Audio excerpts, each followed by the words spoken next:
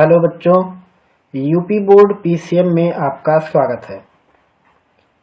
इस वीडियो में हम सॉल्व कर रहे हैं कक्षा 12वीं के भौतिक विज्ञान का प्रश्न पत्र, जिसका कोड है 346 एफएस 2024 का पहला सेट।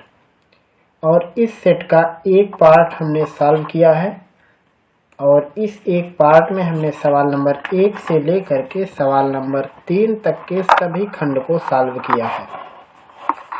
और आज का ये जो वीडियो है ये इस सेट का दूसरा पार्ट है, जिसमें हम सवाल नंबर 4 के सभी खंडों को और उसके आगे के प्रश्न के खंडों को सॉल्व करने की कोशिश करेंगे।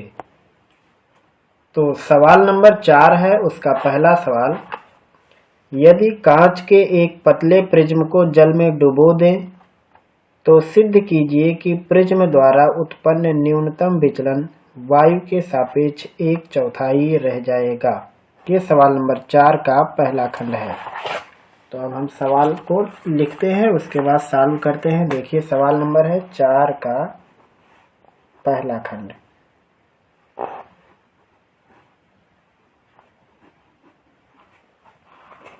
इस सवाल में दिया है कांच के पतले प्रिज्म को जल में डुबो दिया गया। तो सबसे पहले आपको अपवर्तनांक का सूत्र पता होना चाहिए।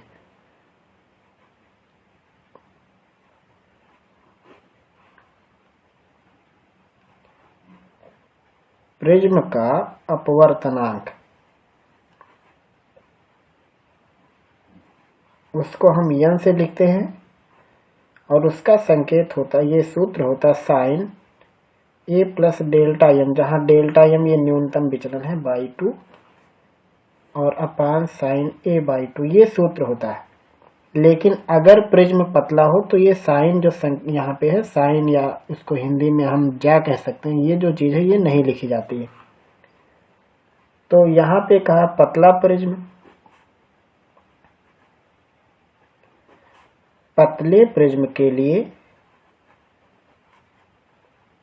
n बराबर होगा a प्लस डेल्टा m, और 2 से 2 कट जाएगा। जब हम साइन को हटा देंगे तो केवल ये लिखा जाएगा, या फिर यहां से हम कह सकते हैं n a हो जाएगा बराबर a प्लस डेल्टा m, या डेल्टा m की वैल्यू होगी n a माइनस a, या डेल्टा m की वैल्यू होगी a कोष्ठक में n माइनस 1। इस सूत्र का इस्तेमाल उस जगह पे किया जाएगा जहां पे प्रिज्म पतला होगा वहां पे, अन्यथा इसी सूत्र का इस्तेमाल होगा। अब इस सवाल में कहा है कि अगर हम प्रिज्म को द्रव में डुबो दें जल में, तो प्रिज्म का अपवर्तनांक, ये न्यूनतम विचलन जो है वो वायु के सापेक्ष 1/4 रह जाएगा। उसके बारे में बात हो रही है। तो सबसे पहले तो हम यहाँ पे वायु में निकालते हैं। पहला कंडीशन है कि प्रिज्म वायु में है, वायु में न्यूनतम विचलन,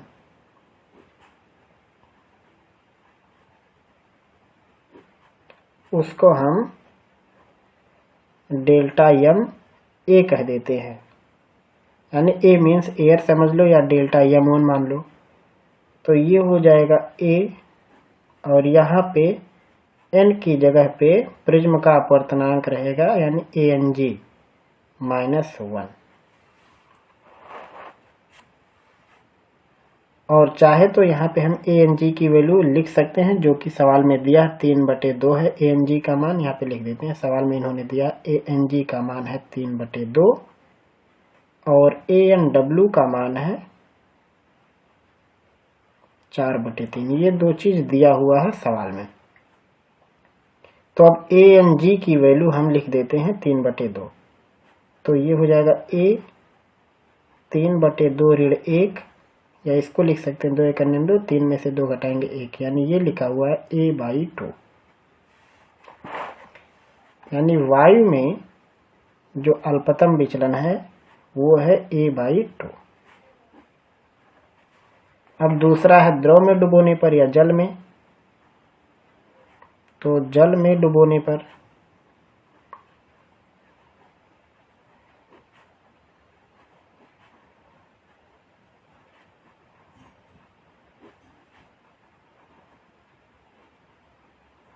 तो जब जल में डुबो देंगे तब जो न्यूनतम विचलन हम उसको MW से लिख लेते हैं, वाटर।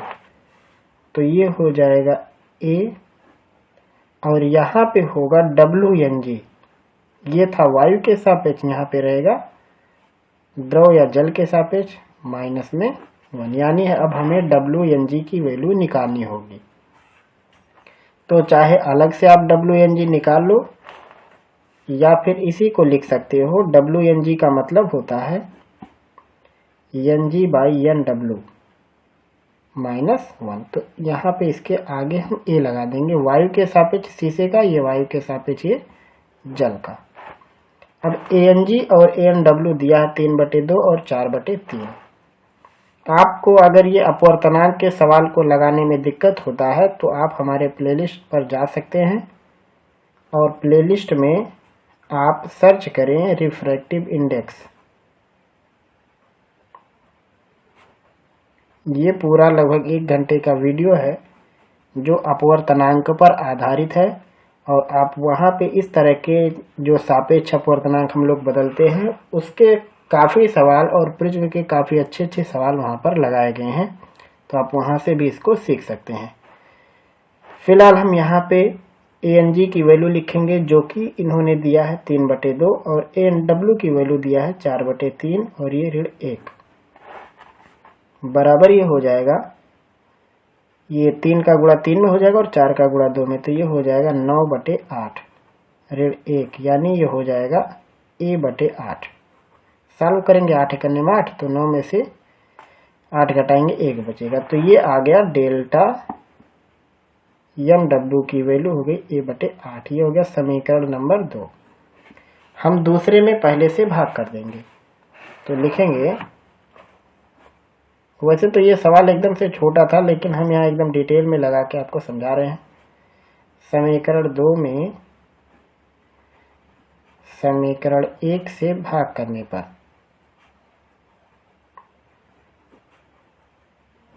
जब हम भाग करेंगे तो डेल्टा MW है, बटे में डेल्टा MA है, इसकी वैल्यू है A/8 और इसकी वैल्यू है A/2। ये यहाँ पे दिखा देते हैं, MA की वैल्यू देखो A/2 है। तो इसको सॉल्व करोगे जब, तो ये बचेगा 1/4 केवल, यानी डेल्टा MW जो होगा ये होगा 1/4 डेल्टा MA। और यही चीज दिखाना था कि दिखाओ कि जल में डुबोने पर न्यूनतम विचलन कोण का मान 1/4 गुना रह जाएगा, यानी 1/4 रह जाएगा। यह है सवाल नंबर 4 के पहले भाग का जवाब। यहाँ से जवाब शुरू होता है पूरा, और ये इसका कंप्लीट सॉल्यूशन है, आप इसको लिख सकते हैं।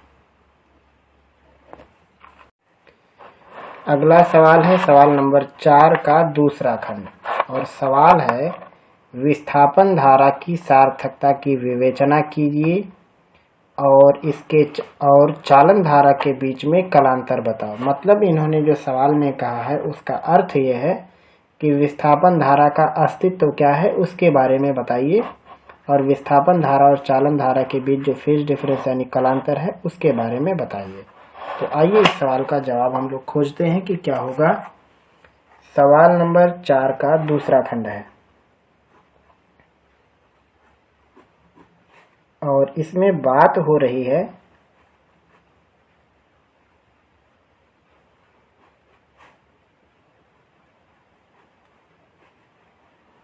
विस्थापन धारा या डिस्प्लेसमेंट करंट की। तो ये कब बनता है, आइए उसको हम लोग फिगर की मदद से समझते हैं। मान लीजिए हमारे पास एक पैरेलल प्लेट कैपेसिटर है और उसको हमने किसी डीसी सोर्स से कनेक्ट कर दिया। ये सोर्स एसी सोर्स भी हो सकता है। हमने इसको इससे कनेक्ट किया, तो मान लो ये इसका पॉजिटिव टर्मिनल या इसका नेगेटिव टर्मिनल है, तो ये वाला जो चीज़ होगा ये पूरा का पूरा पॉजिटिव हो जाएगा और ये नेगेटिव हो जाएगा। ये नेगेटिव प्लेट हो जाएगी और ये पॉजिटिव प्लेट हो जाएगी, तो इसके बीच में एक इलेक्ट्रिक फील्ड जनरेट होगा। इसको हम कह देते हैं ई, और मान लो इसके बीच की जो दूरी है उसको हम d डिस्टेंस से कह दें, तो यहाँ पे एक पोटेंशियल डिफरेंस उत्पन्न होगा यहाँ पे, जो कि होगा E इंटू डी के बराबर, d यानी प्लेट के बीच का गैप, और यहाँ पे ये इलेक्ट्रिक फील्ड है। तो अगर यहाँ पे हम इसके इलेक्ट्रिक फील्ड को चेंज करने लगें, यानी इलेक्ट्रिक फील्ड की वैल्यू को बदलने लगें, और अगर नहीं भी बदले तब भी आप देखिए कि यहाँ पे जो इलेक्ट्रिक फील्ड बन रहा है उसकी वजह से इसके बीच में यहाँ पे एक करंट जनरेट होता है जिसे हम लोग बोलते हैं विस्थापन धारा, और संकेत उसको हम ID से देते हैं। अगर आपने एम्पियर मैक्सवेल सिद्धांत पढ़े हैं तो आपको इस चीज़ की समझ होगी कि जहाँ पे हम परिवर्तनशील विद्युत क्षेत्र पैदा करते हैं वहाँ पे एक परिवर्तनशील चुंबकीय क्षेत्र पैदा हो जाता है, जिसकी वजह से उस चुंबकीय क्षेत्र की वजह से, या फिर कह सकते हैं कि चुंबकीय क्षेत्र तभी पैदा होता है जब वहाँ पे विद्युत धारा होती है, तभी। तो अगर यहाँ पे हम एक परिवर्तनशील चुंबकीय क्षेत्र पैदा कर दें किसी तरीके से, तो हम ये मान सकते हैं कि यहाँ पे एक विद्युत धारा बह रही है, और यहाँ जो वायर में धारा बह रही है यहाँ से यहाँ तक, इसको हम कहते हैं चालन धारा। तो संपूर्ण परिपथ की जो धारा होती है उसको हम कहते हैं ID प्लस IC से लिखते हैं। संपूर्ण परिपथ की धारा को ID प्लस IC से लिखते हैं, जहाँ ID है डिस्प्लेसमेंट करंट। तो जहाँ पे ID होगा वहाँ पे IC की वैल्यू 0 होगी, और जहाँ पे IC है वहाँ पे ID का मान 0 होगा। मतलब बाहर के परिपथ में केवल चालन धारा है और विस्थापन धारा नहीं है, और अंदर यहाँ पर केवल विस्थापन धारा है और चालन धारा नहीं है। तो अब इसमें कहा था इसकी सार्थकता को बताओ, तो इसका जवाब आप लिखेंगे कि यदि किसी भी स्थान पर परिवर्तनशील विद्युत क्षेत्र है तो उस विद्युत क्षेत्र के कारण से वहाँ पे एक परिवर्तनशील चुंबकीय क्षेत्र होगा या चुंबकीय क्षेत्र उत्पन्न होगा, और वो परिवर्तनशील चुंबकीय क्षेत्र इस बात का प्रमाण देता है कि वहाँ पे एक विद्युत धारा है, क्योंकि जहाँ पे विद्युत धारा होती है वहाँ पर चुंबकीय क्षेत्र होता है। यानी अगर हमारे पास इलेक्ट्रिक फील्ड है जो कि चेंज हो रहा है, तो उसकी वजह से हमें एक मैग्नेटिक फील्ड मिलेगा, और चूंकि मैग्नेटिक फील्ड तब उत्पन्न होती है जबकि करंट हो, तो यहाँ पे हम कह सकते हैं कि परिवर्तनशील विद्युत क्षेत्र परिवर्तनशील चुंबकीय क्षेत्र को उत्पन्न करता है, और ये चुंबकीय क्षेत्र इस बात का सत्यापन करता है कि वहाँ पे एक विद्युत धारा है, क्योंकि विद्युत धारा के कारण ही चुंबकीय क्षेत्र होता है, जिसको हम IDL sin θ/r² से लिखते हैं। यानी अगर ये चेंज हो रहा है बार बार मैग्नेटिक फील्ड, तो आप समझ जाना कि वहाँ पे करंट जरूर है, और उस करंट को हम कहेंगे विस्थापन धारा। यानी परिवर्तनशील विद्युत क्षेत्र परिवर्तनशील चुंबकीय क्षेत्र उत्पन्न करता है, और जिसके कारण से वहाँ पे एक विद्युत धारा होती है, और उस विद्युत धारा को हम लोग कहते हैं विस्थापन धारा। फिर आगे के कंडीशन में इसमें पूछा है कि विस्थापन धारा और चालन धारा के बीच कालांतर कितना होता है, तो 0 होता है। दोनों के बीच में कोई फेज का डिफरेंस नहीं होता। अगर यहाँ पे फेज डिफरेंस हो जाएगा तो नेट I की वैल्यू निकालने में दिक्कत हो जाएगी। तो ये है सवाल नंबर 4 का दूसरा खंड। अगला सवाल यहाँ पे देखिए, सवाल नंबर 4 का तीसरा खंड है, नाभिकीय विखंडन एवं नाभिकीय संलयन को उदाहरण सहित समझाइए। तो नाभिकीय विखंडन का अर्थ होता है कि जब किसी नाभिक को एक से अधिक नाभिक में विखंडित कर दिया जाए, और वो जो विखंडित नाभिक हैं लगभग उनका आकार एक समान हो या फिर आकार में थोड़ी सी भिन्नता हो, तब उसे हम कहते हैं नाभिकीय विखंडन। एक बार फिर से आप सुन लीजिए, नाभिकीय विखंडन का अर्थ है कि किसी परमाणु के नाभिक को एक से अधिक एक समान या लगभग समान या मध्यवर्ती नाभिकों में तोड़ने को या विखंडित करने को हम नाभिकीय विखंडन कहते हैं। और नाभिकीय विखंडन की घटना अक्सर रेडियोएक्टिव पदार्थों में होती है, और जब भी नाभिकीय विखंडन होता है तो उसमें ऊर्जा काफी मात्रा में उत्पन्न होती है। और इसका विपरीत है नाभिकीय संलयन। नाभिकीय संलयन का अर्थ होता है लगभग एक समान नाभिकों को या एक समान छोटे छोटे नाभिकों को आपस में एक दूसरे के समीप लेके आने को हम कहते हैं नाभिकीय संलयन, या एक दूसरे के समीप ले आने को ही हम नाभिकीय संलयन मान लेते हैं। और नाभिकीय संलयन तब होता है जब काफी हाई प्रेशर और हाई टेम्परेचर हो, उसी समय ये हो सकता है। कारण ये है कि जो नाभिक होते हैं वो पॉजिटिव नेचर के होते हैं।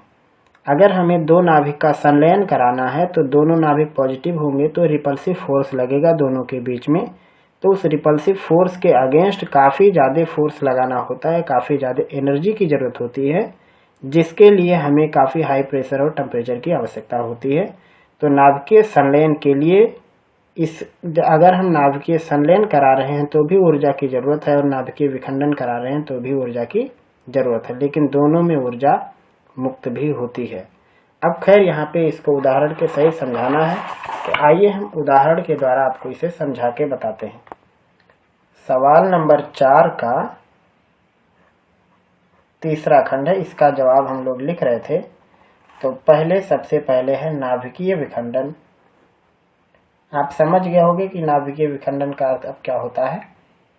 एक परमाणु के नाभिक को एक से अधिक नाभिकों में विखंडित करना, जो लगभग साइज में समान हो या मध्यवर्ती हो या लगभग असमान थोड़े से हो केवल। नाभिकीय विखंडन का जैसे एक सबसे अच्छा एग्जाम्पल है 92 यूरेनियम 235। अगर हम इसको एक न्यूट्रॉन दे दें तो ये एक न्यूट्रॉन इसको तोड़ देता है बेरियम में और इसको तोड़ देता है क्रिप्टॉन में।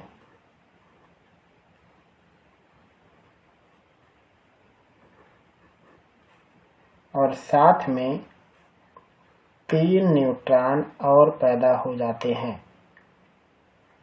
तो ये उदाहरण है नाभिकीय विखंडन का कि जब हम 92 यूरेनियम को, जिसका कि परमाणु भार 235 है, उसको जब हम एक न्यूट्रॉन देते हैं तो वो बेरियम और क्रिप्टॉन में टूट जाता है और साथ में 3 न्यूट्रॉन पैदा करता है और साथ में ऊर्जा भी मुक्त होती है। ये नाभिकीय विखंडन का उदाहरण हो गया। अब हम एक उदाहरण और आपको लिख के दिखा देते हैं, नाभिकीय संलयन।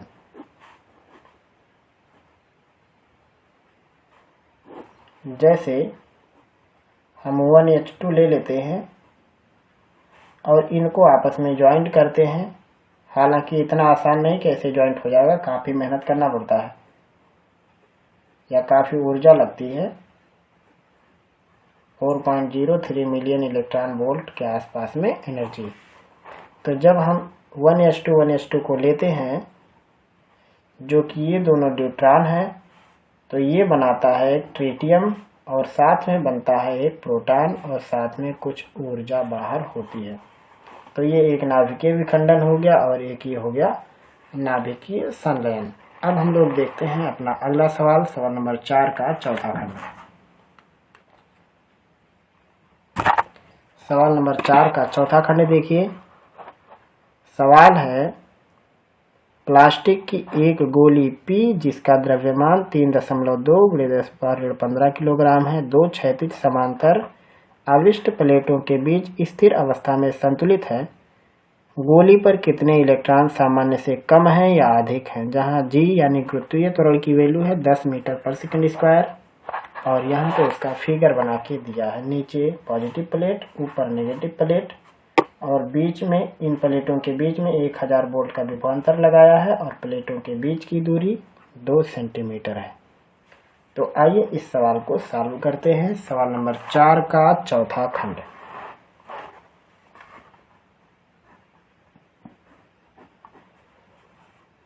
चित्र में यहाँ पे नीचे की प्लेटें पॉजिटिव हैं, ऊपर की प्लेटें नेगेटिव हैं, बीच में एक गोली है जिसको P से दिखाया जा रहा है। नीचे की तरफ उसका भार mg है और संतुलन तभी होगा जब विद्युत बल ऊपर लगे और गुरुत्वाकर्षण बल नीचे लगे। यहाँ पे इनके बीच की दूरी 2 सेंटीमीटर दिखा रखी है। और यहाँ पे विभवांतर इनके बीच में 1000 वोल्ट का है विभवांतर।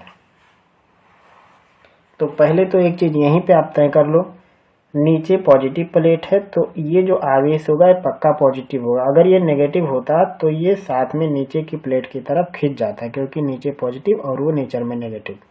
लेकिन ये चीज ऊपर जा रहा है, इसका मतलब यहाँ पे पॉजिटिव चार्ज है। पॉजिटिव चार्ज तब उत्पन्न होता है जब इलेक्ट्रॉन निकाले गए होंगे, यानी हर हाल में यहाँ पे जो ये वाली जो गोली है जिसको हमने P से दिखाया, उसमें इलेक्ट्रॉनों की कमी है, जिसकी वजह से उस पर धनावेश आया और ये दोनों धनावेशों के बीच प्रतिकर्षण बल लगा, तब उसके यहाँ पे कह सकते हैं ऊपर बल लगा और गुरुत्वाकर्षण बल नीचे।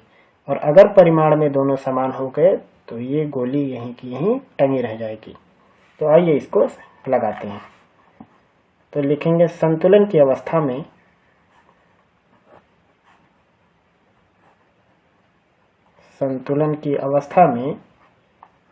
QE की वैल्यू mg के बराबर होगा, यानी Q की वैल्यू mg बटे E के बराबर होगा, यानी mg बटे E की वैल्यू होती है V/d, यानी विभवांतर बटे दूरी। तो ये लिखा हुआ है mgd बटे V, ये Q की वैल्यू है। अब सारी वैल्यू रख दो। m का मान सवाल में दिया था 3.2 गुणे 10⁻15, g का मान दिया था 10, बीच की दूरी 2 सेंटीमीटर है तो 2 सेंटीमीटर को लिखेंगे 2 गुणे 10⁻2। अब ये मीटर में हो गया। और v की वैल्यू है 1000, तो 1000 का मतलब 10⁻3, ऊपर जाएगा तो ऋण 3 हो जाएगा, यानी 3 2 5 और 15 20, तो ये हो गया 10 के ऊपर पावर ऋण 20 का। और ये 10 से यहाँ का दशमलव खत्म हो जाएगा, 32, 32 दूना 64, या फिर इसको हम लिख सकते हैं 6.4 गुणे 10⁻19 कूलाम। ये Q की वैल्यू हो गई। अब हम लिखेंगे चूंकि Q का मान होता है यानी E की वैल्यू है 6.4 गुणे 10⁻19, तो E की यानी यहाँ n निकालना है, तो n की वैल्यू होगी 6.4 गुणे 10⁻19 बटे में E। E का मतलब इलेक्ट्रॉन का आवेश, जो कि होता है 1.6 गुणे 10⁻19। ये कट जाएगा तो हो जाएगा 64 बटे 19, दशमलव इधर भी एक नंबर इधर भी एक ही नंबर है तो दशमलव हटा देंगे, यानी आएगा 4। यानी इस पॉइंट P पर, यानी ये जो गोली है, इस गोली पर 4 इलेक्ट्रॉन की कमी है। यही सवाल का जवाब होगा। आप इसको लगा सकते हैं। अगला सवाल है सवाल नंबर 4 का 5वां खंड। विद्युत चुंबकीय तरंगे क्या होती हैं, इनका संचरण आरेख बनाओ और संचरण आरेख में विद्युत क्षेत्र आयाम और चुंबकीय क्षेत्र आयाम को दिखाओ। ये सवाल है। सवाल नंबर 4 का 5वां खंड। सबसे पहले बात किया हुआ है विद्युत चुंबकीय तरंग, इसके बारे में। तो इसका जवाब है जब कोई आवेशित कण त्वरित गति से चलता है, यानी उसकी स्पीड या तो लगातार बढ़ रही हो या लगातार घट रही हो, दोनों हो सकता है। लिखेंगे जब कोई आवेशित कण, अब ये आवेशित कण ऋणात्मक आवेश और धनात्मक आवेश दोनों हो सकता है। जब कोई आवेशित कण त्वरित गति से चलता है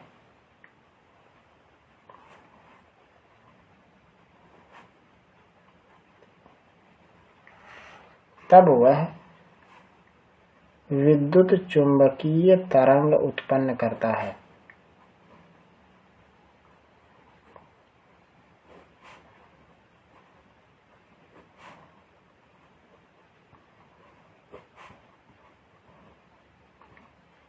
या फिर कह सकते हैं तब उससे उत्पन्न होने वाली जो तरंग होती है उसको हम विद्युत चुंबकीय तरंग कहते हैं। ये हो गया। फिर इसमें कहा है कि इनका संचरण आरेख बनाओ। तो यहाँ पे एक बात हम और लिख देते हैं पहले कि विद्युत चुंबकीय तरंग तो उत्पन्न करता, अब इसकी खासियत यह होती है विद्युत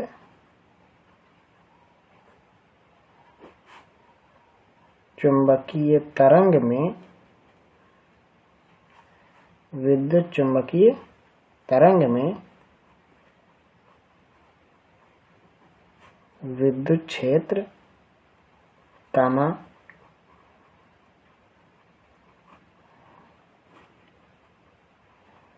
चुंबकीय क्षेत्र परस्पर लंबवत होते हैं, परस्पर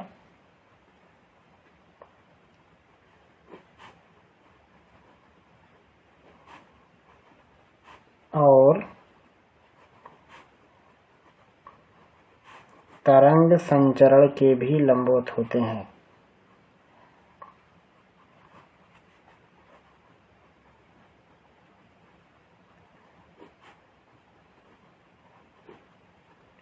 ये इसका जवाब होगा। आइए इसको फिगर की मदद से समझते हैं।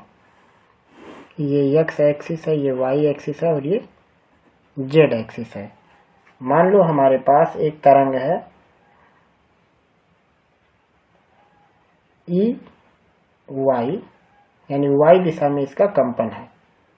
एक तरंग है जो कि उसका विद्युत वाला भाग है, उसको हम ई वाई से दिखा रहे हैं और वो एक्स डायरेक्शन में आगे बढ़ रही है। तो इसका समीकरण मान लो है E naught sine omega T minus, अब ये एक्स डायरेक्शन में बढ़ रहा है तो हम यहाँ पे के एक्स लिख देते हैं। और ये जो चुंबकीय क्षेत्र है ये मान लो कंपन कर रहा है जेड डायरेक्शन में, लेकिन ये भी बढ़ रहा है आगे, तो इसको हम बी वाई लिख देते हैं और ये हो जाएगा बी नॉट साइन के बी वाई नहीं बल्कि यहाँ पे बी जेड, ये जेड वाले भाग में कंपन कर रहा है लेकिन बढ़ कहाँ रहा है, ये भी एक्स डायरेक्शन में। तो ये एक कंपन ऐसा, इसको हम दिखा देते हैं, थोड़ा सा तिरछा दिखाया जाएगा इसको ताकि थोड़ा सा 3D का फील आए। ये मान लो ये है हमारा चुंबक वाला भाग और ये ऐसा हम डायरेक्शन दिखा रहे हैं ये विद्युत वाले भाग को।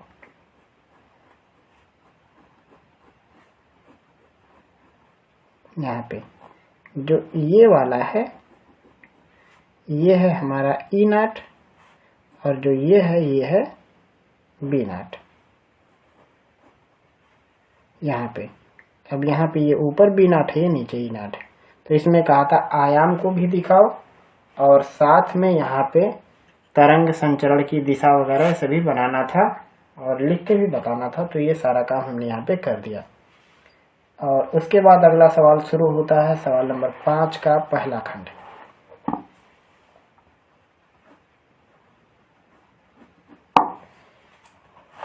सवाल है व्यतिकरण को परिभाषित करो और संपोषी व्यतिकरण और विनाशी व्यतिकरण की दशाएं लिखिए।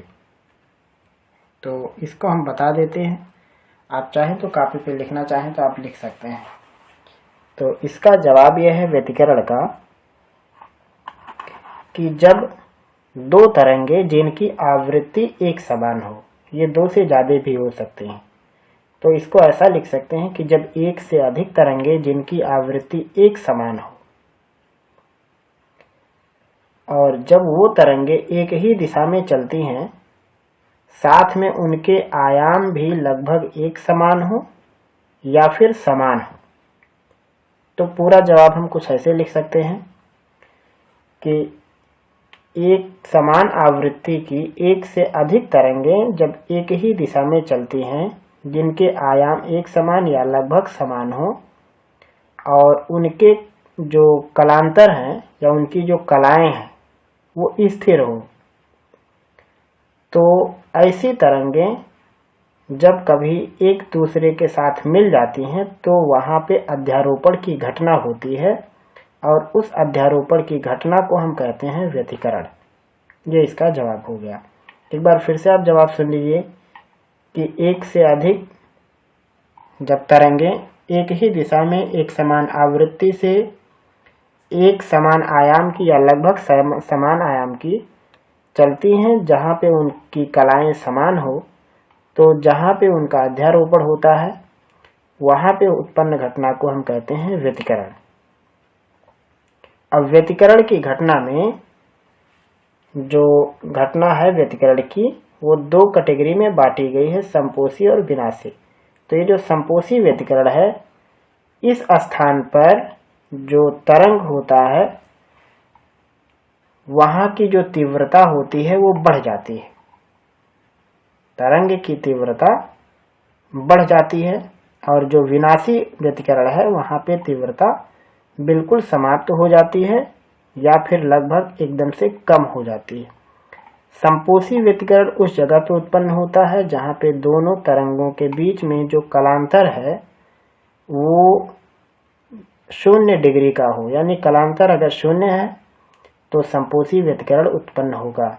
और जहाँ पे कलांतर 180 डिग्री या फिर कह सकते हैं पाई का कलांतर है, उस जगह पे जो व्यतिकरण है वो विनाशी व्यतिकरण होगा। अगला जो सवाल है वो सवाल नंबर 5 का दूसरा खंड। और सवाल दिया हुआ है, एक ऑक्सीजन परमाणु है जिसका परमाणु द्रव्यमान 16 है और परमाणु क्रमांक 8 है। इस परमाणु का द्रव्यमान है 16.00 करके, सब mu में है। और प्रति न्यूक्लियन बंधन ऊर्जा ज्ञात करनी है। इलेक्ट्रॉन का द्रव्यमान दिया है, प्रोटॉन का द्रव्यमान दिया है, न्यूट्रॉन का द्रव्यमान दिया है। साथ में एक mu की वैल्यू 931 मेगा इलेक्ट्रॉन वोल्ट ये भी दिया है। तो आइए इस सवाल को लगाते हैं। सवाल नंबर है 5 का दूसरा खंड है। तो 8 ऑक्सीजन 16 इसकी बात हो रही है। तो इसमें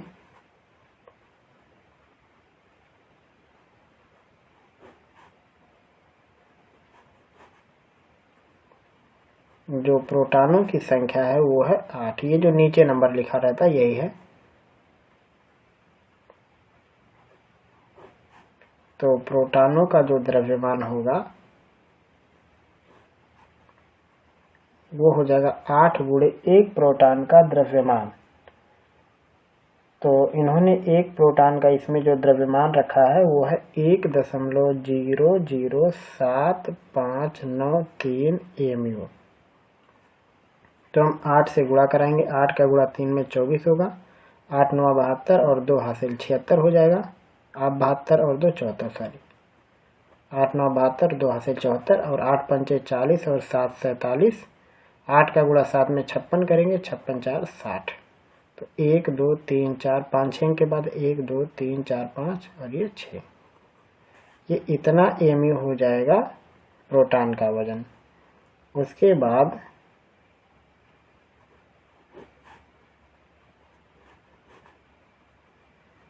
न्यूट्रॉनों की संख्या,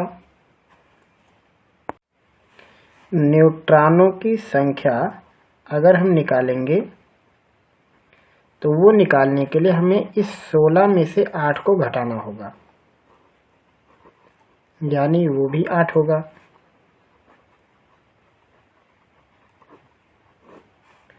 अब न्यूट्रॉनों का द्रव्यमान,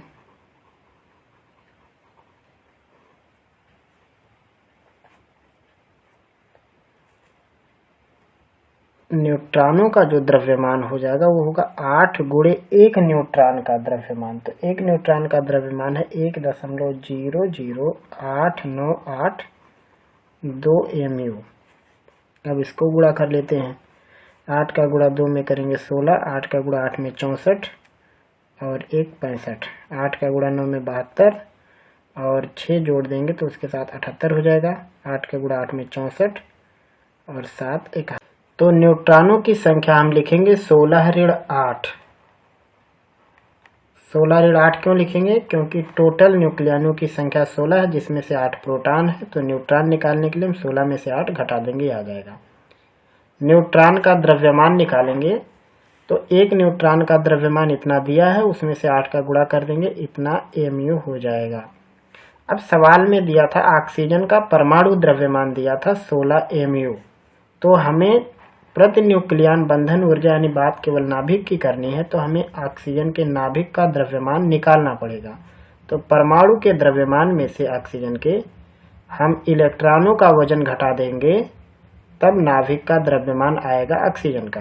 तो अब चूंकि इसमें 8 प्रोटॉन है तो 8 ही इलेक्ट्रॉन होंगे। तो एक इलेक्ट्रॉन का वजन सवाल में दिया है 0.0055। तो ये हो जाएगा 16 ऋण, गुणा करेंगे तो 8 पंचे 40 और 40 4 44, 1 2 3 4 5 अंक के बाद 1 2 3 4 5। तो ये इतना आएगा। अब घटाते हैं इसमें, तो 0 10 में से 4 घटाएंगे 6, फिर 9 में से 4 घटाएंगे 5 9 9 और ये होगा 5 1। ये इतना mu हो जाएगा ऑक्सीजन के नाभिक का द्रव्यमान 15.99। और अब निकालेंगे हम द्रव्यमान क्षति। द्रव्यमान क्षति, द्रव्यमान में कितना नुकसान हुआ, तो वो होगा यहाँ पे न्यूक्लियनों का द्रव्यमान माइनस नाभिक का द्रव्यमान।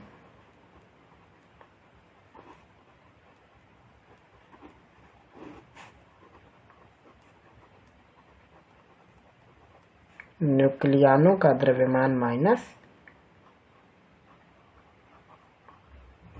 नाभिक का द्रव्यमान। तो न्यूक्लियनों का द्रव्यमान कितना होगा, वो कैसे निकलेगा? वो निकालने के लिए प्रोटॉनों का वजन प्लस न्यूट्रॉनों का वजन लिखना पड़ेगा। तो प्रोटॉन का वजन है 8.06074 ऋण, न्यूट्रॉन का वजन है 8.071856 ऋण में नाभिक का वजन आया 15.9956। ये सभी mu में है, ये माइनस नहीं सॉरी प्लस रहेगा। अब हम इनको जोड़ लेते हैं। तो 4 को 6 के साथ जोड़ेंगे 10 हो जाएगा, 4 को 5 के साथ जोड़ेंगे 9 और एक हासिल जो अभी आया वो भी हो गया 10। 7 को 8 के साथ जोड़ेंगे 15 और एक हासिल मिला के 16 और बचा 1 और इधर कुछ नहीं है तो ये हो जाएगा 2। 7 और 6 जोड़ेगा तो ये हो जाएगा 13 और 8 8 16 और ऋण हो जाएगा 15.99560। घटाने पर क्या मिलेगा, यहाँ दशमलव के आगे 6 लोग हैं, यहाँ दशमलव के आगे 5 लोग हैं, तो 1 0 हम बढ़ा लेते हैं। तो ये 2 0 0 तो खत्म होके 0 ही रहेंगे। 6 में से 6 घटाएंगे 0 आएगा और 2 ये है, ये 5 है, तो हासिल मिला के 12 कर देंगे। 12 में से 5 घटाएंगे 7 आएगा। अब यहाँ पे बचा 2 और 2 में से 9 नहीं घटेगा, तो हम इसको 12 बना के 12 में से 9 घटा देंगे तो आएगा ये 3।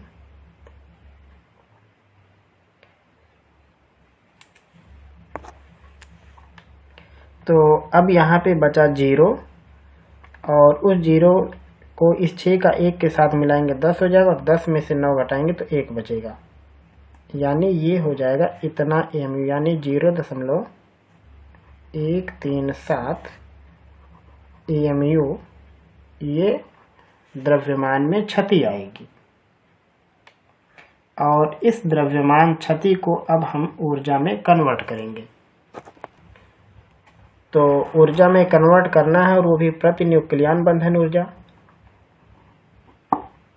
प्रति न्यूक्लियन बंधन ऊर्जा।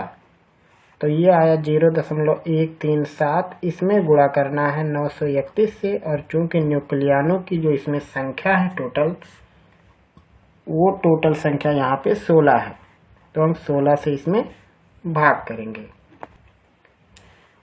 अब अगर हम इसको सॉल्व करेंगे तो सॉल्व करने के बाद जो भी आएगा वही हमारा मिलियन इलेक्ट्रॉन वोल्ट में एनर्जी आएगा, जो कि लगभग 7.9 से थोड़ा सा ऊपर जाएगा, 7-8 कुछ हो सकता है। ये हम एक गेस से लिख रहे हैं, लगभग ये इतने के आसपास में इसका आंसर जाएगा। तो सिंपल ये सवाल में केवल कैलकुलेशन बड़ा है, बाकी जो सवाल था उस सवाल में कहा था कि ऑक्सीजन परमाणु में प्रोटॉनों का द्रव्यमान, न्यूट्रॉनों का द्रव्यमान, इलेक्ट्रॉन का द्रव्यमान, ये सभी लोगों का द्रव्यमान दिया था और साथ में ऑक्सीजन का परमाणु द्रव्यमान दिया था। ऑक्सीजन का नाभिक द्रव्यमान नहीं दिया था।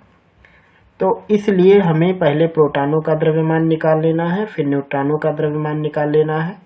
दोनों जोड़ देंगे तो उसे हम कहते हैं न्यूक्लियन का द्रव्यमान। उसमें से हम इलेक्ट्रॉन का वजन, जो हमारे पास परमाणु का द्रव्यमान था, उसमें से इलेक्ट्रॉन का वजन जब हम घटाएंगे तब हमें नाभिक का द्रव्यमान मिलेगा। अब चूंकि परमाणु में कितने इलेक्ट्रॉन हैं, जितने प्रोटॉन होते हैं उतने ही इलेक्ट्रॉन होते हैं। तो 8 प्रोटॉन था तो 8 इलेक्ट्रॉन भी होगा, तो उनका हम वजन निकाल लिए और 16 में से उसको घटा देंगे। तो घटाने के बाद ये नंबर मिला था हमें 16 में से घटाने के बाद। तो यहाँ पे ये टोटल हो गए प्रोटॉन का, न्यूट्रॉन का वजन। इस वजन में से अब हम नाभिक का वजन घटाएंगे तो जो डिफरेंस आएगा इसको हम कहते हैं द्रव्यमान में क्षति नाभिक के। प्रति न्यूक्लियन बंधन ऊर्जा निकालनी है, इसलिए इसमें हम 931 से गुणा करा के 16 से भाग कर देंगे। अगर केवल न्यूक्लियन की बंधन ऊर्जा निकालनी रहती तो हम 16 से डिवाइड नहीं करते।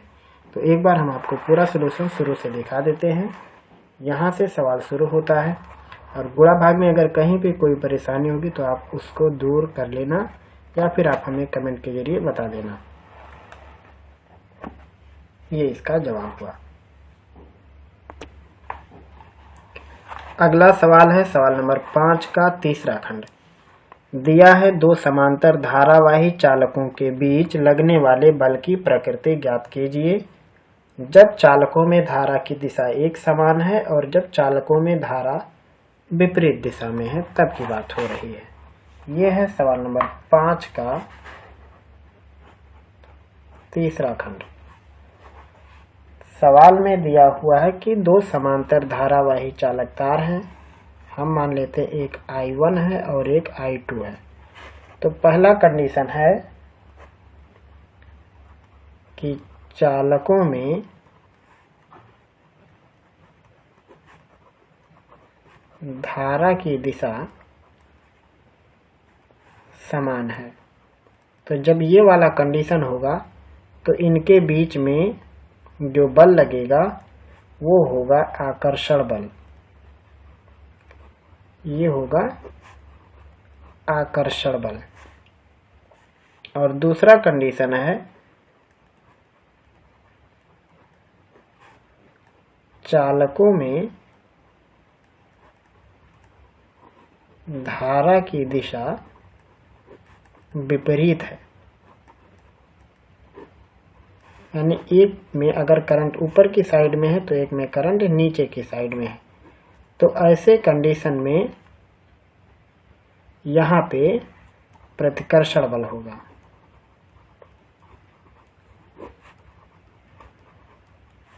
इस कंडीशन में यहाँ पे प्रतिकर्षण बल लगेगा। जब चालकों में विपरीत दिशा में धारा होगी तो उनके बीच में प्रतिकर्षण बल लगेगा और जब एक समान धारा होगी तो वहाँ पे आकर्षण बल लगेगा। और इसका डिटेल वीडियो के लिए आप हमारे म्यूचुअल इंडक्शन चैप्टर को देख सकते हो। और साथ में हमने उसी के नाम से एक प्लेलिस्ट भी बना डाला है म्यूचुअल इंडक्शन, उसमें आपको इसकी डिटेल जानकारी, इसके डेरिवेशन वगैरह आपको मिल जाएंगे। अगला सवाल है सवाल नंबर 5 का चौथा खंड। व्हीट स्टोन सेतु की संतुलन अवस्था में उसकी भुजाओं के प्रतिरोधों के बीच संबंध स्थापित कीजिए। सवाल नंबर 5 का चौथा खंड है। सवाल नंबर 5 का चौथा खंड। तो सबसे पहले हम इसका फिगर बनाते हैं। ये ऐसे रजिस्टर बना लेना इसको। लाइन टेढ़ी मेढ़ी बन रही है, ये है। और एक रेजिस्टेंस आप यहाँ भी बना सकते हो। हम इसको नाम देते हैं ABCD। और यहाँ मान लो हम इसको किसी DC सोर्स से कनेक्ट करके रखे हैं जिसका पोटेंशियल डिफरेंस V है। ये है R1 R2 R3 R4। हम मान लेते हैं कि इसमें I1 करंट जा रहा है और इसमें I2 करंट जा रहा है और संपूर्ण परिपथ में धारा I जा रही है। अब ये धारा यहाँ से आगे बढ़ रही है तो या तो ये I1 इन दो भागों में बढ़ जाएगा या तो ये I2 बढ़ जाएगा। मान लेते हैं कि I1 इन दो भागों में बढ़ गया और यहाँ पे वो एक धारा बना लिया I3 और ये एक धारा बन गई I4। अब ये यहाँ से यहाँ आगे बढ़ रहा है इस तरफ, तो ये यहाँ पे जॉइंट हो जाएगा और ये बन जाएगा I4 plus I2, I4 plus I2 और ये यहाँ से आ रहा है I3, तो I2 और I3 और प्लस I4, ये सभी लोग मिलके दोबारा से I करंट बन जाएंगे, यानी जो करंट गया है वही करंट निकलेगा भी। एक बार फिर से पूरा फिगर देखिए। हमने यहाँ पे करंट I लिया, ये बट गया I1 और I2 में। मान लो ऊपर से I1 बट गया 3 और 4 में, तो ये 4 इधर से आ रहा है और 2 इधर से, तो ये 2 प्लस 4 इस रास्ते से जा रहा है और 3 उधर से आ रहा है, तो ये 2 4 3 आपस में कनेक्ट होके दोबारा से I करंट बन के ये बाहर हो रहा है। ये हमने यहाँ पे एक चित्र बनाया, इसको हम R5 नाम देते हैं। तो सबसे पहले हम लिखेंगे संतुलन की अवस्था में, क्योंकि संतुलन पर ही निकालना है। संतुलन की अवस्था में I4 का मान 0 होगा, या कह सकते हैं VBD का मान 0 होगा। जैसे ही संतुलन की अवस्था होगी तो संतुलन की अवस्था में जो यहाँ पे गैल्वेनोमीटर होता है उसकी सुई बिल्कुल खड़ी होती है, यानी कोई विक्षेप नहीं होता, यानी इसमें धारा का मान होता ही नहीं है। तो हम इस पथ के अंदर किरचॉफ का रूल लगाएंगे। ABDA पास में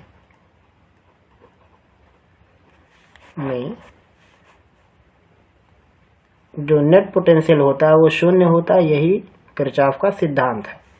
तो V से AB के बीच का विभवांतर,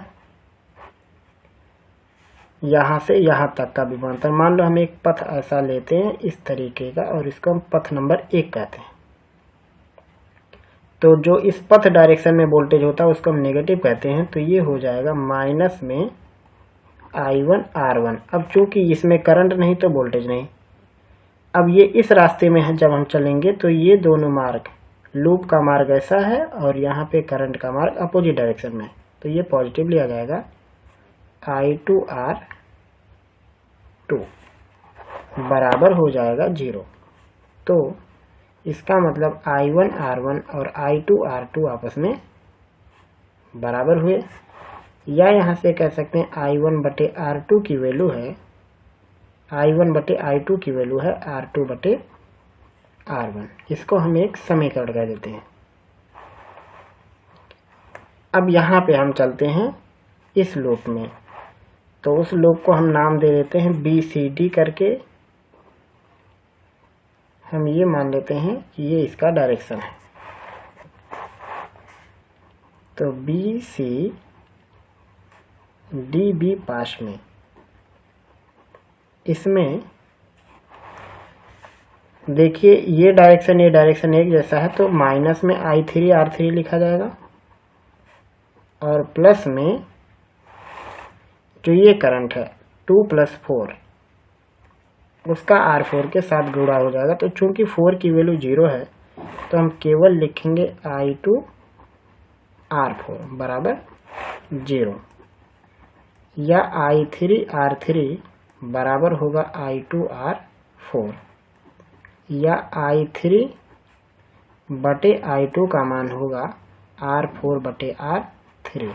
अब यहाँ पे देखो, जब 4 की वैल्यू 0 होगी इसका मतलब I1 करंट ही I3, क्योंकि वो दो भाग में नहीं बटा, तो लिखेंगे चूंकि I4 बराबर 0 है इसलिए I1 और I3 आपस में बराबर होंगे। तो हम I3 को हटा के उसकी जगह पे लिख देते हैं I1, तो ये हो जाएगा I1 बाई I2 बराबर R4 बाई R3। इसको हम कह देते हैं समीकरण नंबर 2। तो यहाँ पे देखो I1 बाई I2 ये भी है और I1 बाई I2 ये भी, यानी यहाँ से निष्कर्ष निकला समीकरण 1 तथा 2 से R4 बाई R3 बराबर है R2/R1 के, यानी R1/R2 बराबर है R3/R4 के। ये इस सवाल का जवाब हो गया। चाहे आप गुणा लिख दो, R1 R4 बराबर R2 R3। तो ये संतुलन की स्थिति है। संतुलन की स्थिति तब होगी जब वहां पे संलग्न भुजाओं के प्रतिरोधों का अनुपात बराबर होगा। यही है सवाल नंबर 5 का चौथा खंड। आप इसको लगा लीजिए पूरा। अगला सवाल है सवाल नंबर 5 का 5वां खंड। 5वां खंड नहीं, सॉरी, चौथे का ही एक ऑप्शनल है। एक तार का प्रतिरोध 16 ओम है। इसे पिघलाकर पहले से आधी लंबाई का तार खींचा जाता है। नए तार का प्रतिरोध क्या होगा? ये है सवाल नंबर 5 का जो चौथा है उसका ऑप्शनल। तो यहाँ पे हम मान लेते हैं, माना तार की प्रारंभिक लंबाई L1 बराबर L और क्षेत्रफल A1 बराबर A, ये हम मान लेते हैं। और सवाल में R1 का मान दिया है 16 ओम। अब यहाँ पे लिखेंगे तार को पिघलाकर, सवाल में दिया कि उसको पिघलाना है, तार को पिघलाकर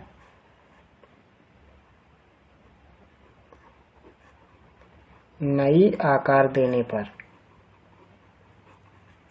सवाल में दिया है कि अब लंबाई हो गई आधी, लंबाई आधी कर दिए, तो दोनों कंडीशन में आयतन नहीं बदलेगा। तो यहाँ पे लिखेंगे आयतन संरक्षण, यानी आयतन नहीं बदल रहा है। उस कंडीशन के हिसाब से L1 A1 की वैल्यू होगी L2 A2 की। क्षेत्रफल गुणे लंबाई माने होता आयतन। तो L1 का मान L है, A1 का मान A है, L2 का मान L/2। अब हमें A2 निकालना है, तो L से L कट जाएगा, तो A2 की वैल्यू हो जाएगी 2A, यानी नया क्षेत्रफल अब पहले से डबल हो गया। तो इसका मतलब A2 की वैल्यू हो गई 2A। अब सूत्र लिखेंगे, चूंकि R1/R2 का सूत्र होता है L1/L2 इंटू A2/A1। तो R1 का मान 16 है, R2 निकालना है, L1 का मान L, L2 का मान L/2, A2 की वैल्यू 2A आई है और A1 को हमने A माना है। इन सब को हल करोगे तो 16/R2 का मान 4 आएगा, या फिर R2 की वैल्यू होगी 16/4 यानी 4 ओम, यानी नया प्रतिरोध 4 ओम का हो जाएगा। यही है सवाल नंबर 5 का चौथे वाले पार्ट का ऑप्शनल। और उसके बाद अगला सवाल देखते हैं, सवाल नंबर 5 का 5वां खंड।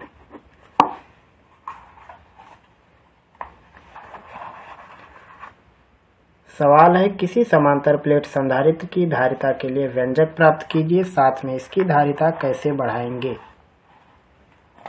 तो ये मान लेते हैं हमारे पास एक है पैरेलल प्लेट कैपेसिटर,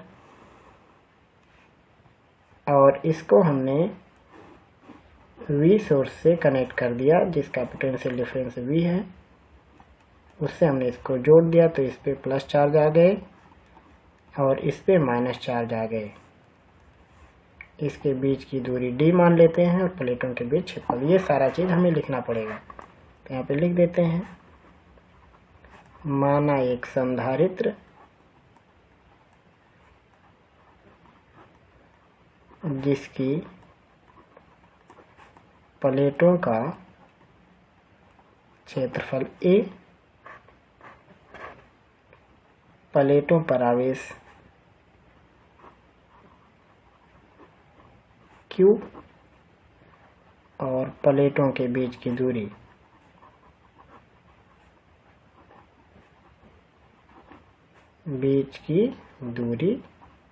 D है। इतना सारा चीज हमने मान लिया। अब उसके बाद कहा है यहाँ पे हमें धारिता निकालनी है। तो धारिता निकालने के लिए हमें क्या करना है, हमें प्लेटों के बीच का पोटेंशियल डिफरेंस निकालना होगा कि कितना आएगा। और पोटेंशियल डिफरेंस तब निकलेगा जब हमें इनका विद्युत क्षेत्र मालूम हो, क्योंकि विद्युत क्षेत्र में हम डिस्टेंस से गुणा कर देंगे तो हमें पोटेंशियल डिफरेंस मिल जाएगा। तो यहाँ पे चूंकि हमें चार्ज मालूम है तो यहाँ से इसकी सिग्मा कितनी होगी, वो होगी चार्ज बटे एरिया। ये सिग्मा होता है कुल चार्ज बटे कुल एरिया को हम सिग्मा कहते हैं। तो जो इसकी इलेक्ट्रिक फील्ड होती है यहाँ पे, क्योंकि प्लेटें दो हैं और दोनों विपरीत प्रकृति के हैं, तो इसका जो आएगा ये इलेक्ट्रिक फील्ड की इंटेंसिटी वो आएगी सिग्मा बाई एप्सिलॉन नॉट। अब सिग्मा की जो वैल्यू है वो है Q बाई ए, तो ये हो जाएगा Q बटे ए एप्सिलॉन नॉट, ये होगा E का मान।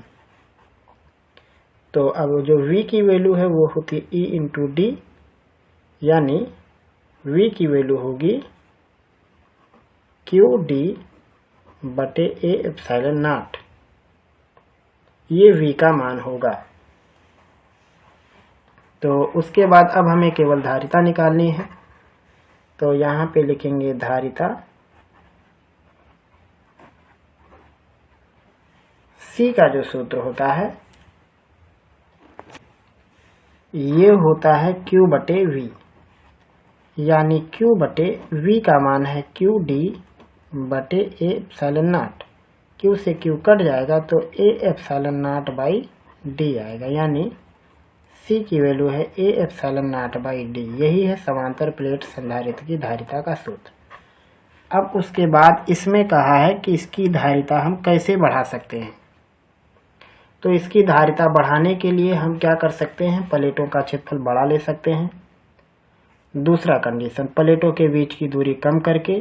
तीसरा कंडीशन, प्लेटों के बीच में परावैद्युत पदार्थ भर के। ये तीन तरीका है, इन तीन तरीकों से हम उसकी धारिता बढ़ा सकते हैं। नंबर 1, प्लेटों का क्षेत्रफल अधिक लेकर। नंबर 2, प्लेटों के बीच की दूरी कम करके। नंबर 3, प्लेटों के बीच में परावैद्युत पदार्थ भरकर। ये है सवाल नंबर 5 के 5वें खंड का जवाब। और आज के इस पार्ट में बस इतना ही।